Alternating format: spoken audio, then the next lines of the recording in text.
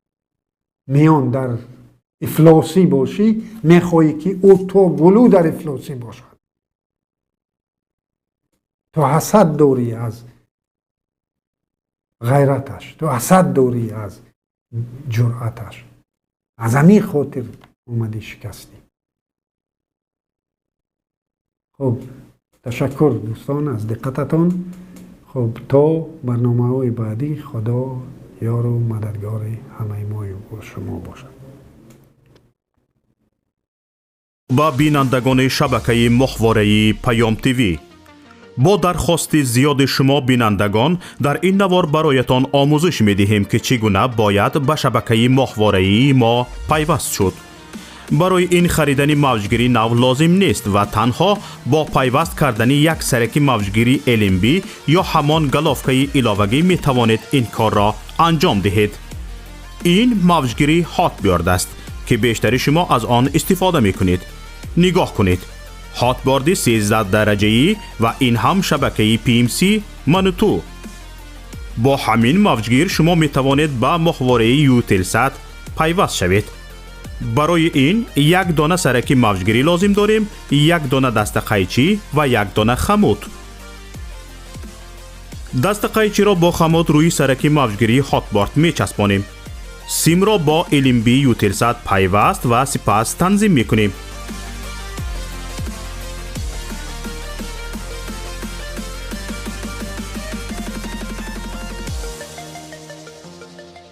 این هم ماهواره یوتلسات و این شبکه منوتو که در اولین مقام پیدا شد و حالا ما آن را تنظیم می کنیم.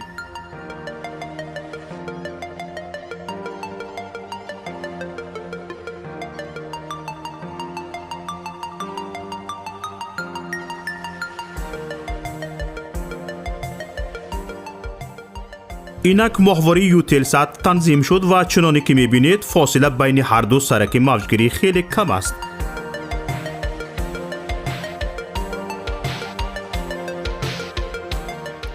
اکنون می توانید با جستجو در این ماهواره شبکه پیام تیوی را هم پیدا کنید. چنانی که مشاهده کردید زحمت زیاد صرف نشد و پیوستنش هم بسیار آسان است. اکنون که یاد گرفتید، هر یک از شما می توانید از تجربه پیوستن به شبکه ما یک نوار ثبت نمایید و به ما ارسال کنید. بهترین نوار به جای این نوار ما همچون نوار آموزشی استفاده خواهد شد. ما می توانیم برای بی‌خطری صدای شما را عوض کنیم. با ما باشید و برنامه های پیام تیوی را پیگیری نمایید. نشانی ما در ماهواره یوتلسات: ماهواره یوتلسات 7B، موقعیت 7 درجه شرقی، فرکانس 11262، سرعت نشانی 27500، پولاریزاسیا HFEC 5:6.